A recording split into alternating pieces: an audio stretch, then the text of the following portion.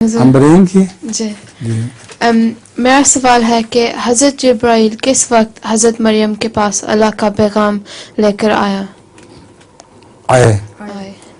حضرت جبرائیل علیہ السلام حضرت مریم کے پاس بیٹے کی خوشخبری لے کے آئے تھے، اور تمثل علیہا بشرا سویا، اور ایک بہت ہی خوبصورت بشر کی صورت بنا کر آئے تھے۔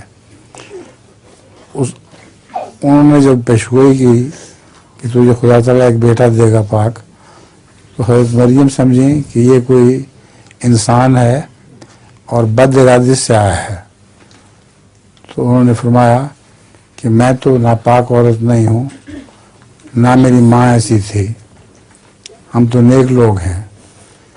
تو حضرت جبرائیل نے کہا کہ اسی طرح خدا تعالیٰ تمہیں پاک ہی رکھے گا اور اس کے باوجود تمہیں بیٹا دے گا۔ چنانچہ پھر آپ کو خدا تعالیٰ نے بیٹا عطا فرمایا۔